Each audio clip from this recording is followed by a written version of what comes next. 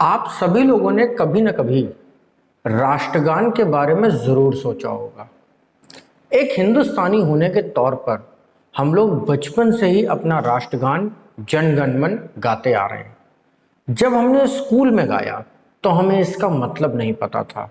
जब हमने अपने कॉलेज में या किसी भी राष्ट्रीय पर्व के दौरान इसे गाया, मतलब हमें तब भी नहीं पता था। और आज जब इस राष्ट्रगान को लेकर के कुछ विवाद हैं, मतलब हमें तब भी नहीं पता है। शायद कुछ रैडिकल आइडियोलॉजी के लोग इस देश में ऐसे हैं जो अक्सर ये कहते हैं कि राष्ट्रगान किंग जॉर्ज पंचम की प्रशंसा में गाया गया एक गीत था, जिसे हम लोगों ने अपने नेशनल एंथम के रूप में शामिल कर लिया। तो क्या एक भारतीय होने के नाते आपका ये फर्ज नहीं बनता कि आप अपने राष्ट्रगान को पहचानें और कम से कम उसके मायने पता करें कि जिस गान को आप बचपन से ही गर्व के साथ गाते आ रहे हैं, आखिर उसका मतलब क्या है, और जो लोग इस तरीके की बात करते हैं उनका मुंह बंद कर सकें। ध्यान रहे, ज्ञान अगर अधूरा है बेहद खतरनाक है। पुरानी कहावत है, अधजल गगरी छलकत जाए। तो आइए, जिन लोगों की गगरी आधी भरी हुई है, आज उसे पूरा भरने की कोशिश करते हैं। 1911 दिसंबर का महीना, लॉर्ड हार्डिंग तब भारत का वायसराय हुआ करता था। इसी के समय में दिल्ली दरबार की घटना होती है। दिल्ली दरबार जो कि 9 दिसंबर से करीब 11 दिसंबर तक चला। इस दिल्ली दरबार के दौरान किंग जॉर्ज पंचम का राज्यारोहण होना था। ये किंग जॉर्ज पंचम आखिर थे कौन? ब्रिटेन के नए महाराज, शाही घराने के नए सम्राट। जब भी कोई राजा अपनी गद्दी संभालेगा तो उसे शीश मुकुट धारण करना होगा, और इसे हम लोग मुकुट पहनने की सेरेमनी या क्राउन सेरेमनी कहते हैं।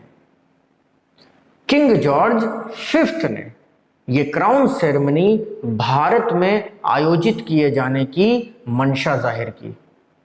बस फिर क्या था, दिल्ली को दुल्हन की तरह सजा दिया गया, और 1911 के दिसंबर के महीने में किंग जॉर्ज पंचम की ये जो राज्याभिषेक हुआ था, इसी घटना को दिल्ली दरबार कहते हैं। किंग अपनी पत्नी मैरी के साथ भारत पधारे थे। दिल्ली में आज जब आप नॉर्थ ब्लॉक के पास जाएंगे तो वहां पे कोरोनेशन ग्राउंड है। आज शायद कोई जानता भी ना हो कि कोरोनेशन ग्राउंड क्या होता है। आज वहां पर घास फूस निकल आई है, कुछ उजाड़ से वृक्ष हैं वहां पर, लेकिन यही कोरोनेशन ग्राउंड कभी दिल्ली दरबार का गवाह बना था। जब दिल्ली दरबार की यह घटना हुई तो अनेक भारतीयों को भी इसमें शामिल किया गया था। करीब करीब 300 भारतीय मेहमान, जिनमें कुछ शाही घराने के लोग, कुछ बड़े साहित्यकार, वैज्ञानिक और कुछ उद्योगपति थे। इन्हीं मेहमानों में से एक थे गुरुदेव रविंद्रनाथ टैगोर। और जब मुकुट पहनने की सेरेमनी हो गई तो किंग को भारत बहुत अच्छा लगा। किंग का यह कहना था कि वो भारत के बारे में और जानना चाहते हैं और समझना चाहते हैं। तो क्या आप इंडियंस में से कोई ऐसा है जो हमें बता सके कि भारत आखिर है क्या? बस फिर क्या था, रविंद्रनाथ टैगोर ने यही गीत राष्ट्रगान गाया और गा करके किंग को समझाने की कोशिश करी कि ये देश क्या है। तो ध्यान रहे, राष्ट्रगान प्रशंसा गीत नहीं था, राष्ट्रगान उस देश के बारे में बताने वाला गीत था जिसके बारे में सामने वाला जानना चाहता है। भारत की मिट्टी से भारत के लोग कितना प्यार करते हैं, इसी प्यार की कहानियां इस राष्ट्रगान में हैं।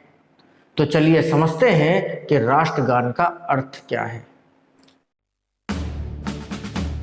जन गण मन, अर्थात जन का मतलब पीपल, गण का मतलब देयर ग्रुप्स, मन का मतलब देयर आइडियोलॉजीज।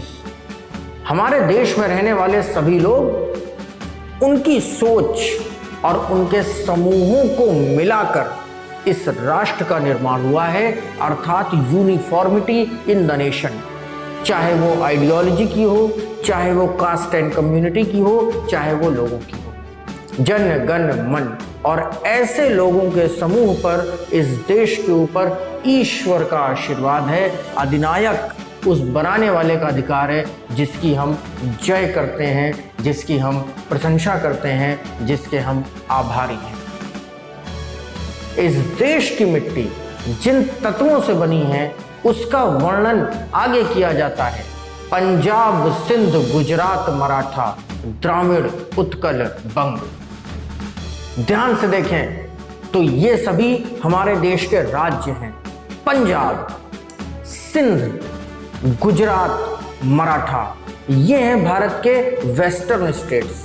उस जमाने में पंजाब का मतलब वो पूरा पंजाब जो भारत और पाकिस्तान में आता था। उस जमाने के सिंध का मतलब वो सिंध जो आज पाकिस्तान में है। उस जमाने के गुजरात का मतलब वो बड़ा गुजरात जो आज आप देखते हैं। और मराठा का मतलब महाराष्ट्र। पंजाब, सिंध, गुजरात, मराठा, आगे है द्राविड़, उत्कल, बंग। और फिर वेस्टर्न स्टेट से घूमते हुए साउथ में द्राविड़ का मतलब तमिलनाडु, उत्कल का मतलब उड़ीसा और बंग का मतलब बंगाल। इन महान राज्यों से मिलकर ये देश बना हुआ है। विंध्य, हिमाचल, यमुना, गंगा। जिस देश में विंध्याचल और हिमालय पर्वत श्रृंखलाएं शीश उठाकर खड़ी हुई हैं, जो सभी भारतीयों को गर्व से जीने का साहस और कारण प्रदान करती हैं। उच्छल जलधि तरंग, और यहां से निकलने वाली नदियां जो कि यमुना है, जो कि गंगा है, उनकी कल कल करती ध्वनि, पर्वतों का उठा हुआ शीश, गर्व से फैला हुआ सीना उस ईश्वर को हमेशा आशीर्वाद देता है जिसने इस महान भारत का निर्माण किया। तब शुभ नामे जागे, तब शुभ आशीष मांगे। और इन सारी विशेषताओं के बाद भी हमें सिर्फ आज जरूरत है तो उस ईश्वर के आशीर्वाद की, उस बनाने वाले की। जन गण मंगलदायक जय। उस मंगलदायक परम पिता परमेश्वर की हम आराधना करते हैं, जिसकी मिट्टी में, जिसके बनाए वृक्षों में, जिसके बनाए पर्वतों में और जिसकी समाई हुई नदियों में हम आज खेलते हैं, हम आज पलते हैं, हमारा जीवन यापन होता है। जय हे, जय हे, जय हे।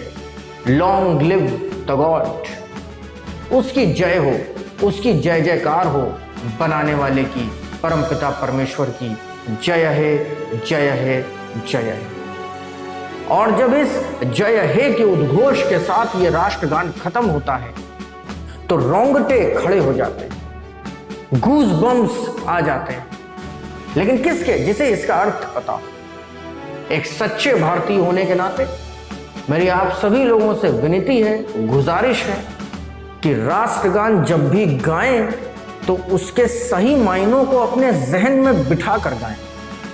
ये सोच करके गाएं कि ये राष्ट्रगान नहीं बल्कि ये उस ईश्वर की आराधना है जिसने इस महान राष्ट्र का निर्माण किया है। और जब ये राष्ट्रगान रविंद्रनाथ टैगोर ने सुनाया तो दरबार में सन्नाटा छा गया। किंग जॉर्ज इतने प्रसन्न हुए कि जिस किताब में इस गीत की रचना करी गई थी, यानी कि गीतांजलि, वो किताब अपने साथ ले गए और रविंद्रनाथ टैगोर से कहा कि मैं जल्द ही आपसे दोबारा मिलूंगा। 1912 में ऐसा कहा जाता है कि इसी गीतांजलि किताब को किंग ने नोबेल कमेटी के पास भेजा था और सिफारिश करी थी कि इंडिया के इस पोएट को पढ़िए, ये काफी हुनरमंद है।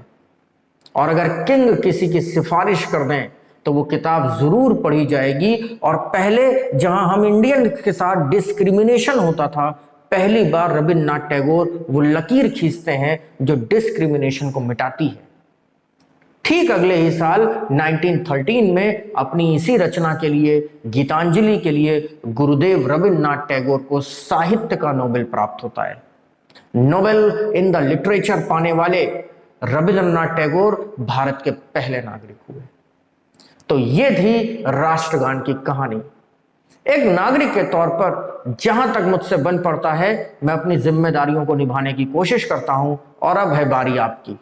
अपने आने वाली जनरेशन को, अपने घर में रहने वाले छोटे बच्चों को जो स्कूल जाते हैं, जो कॉलेज जाते हैं, उनको सिखाइए, उनको बताइए कि राष्ट्रगान क्या है, और उन्हें भी इस महान सभ्यता पर, महान देश पर गर्व करने का एक मौका दीजिए। टिल देन, जय हिंद।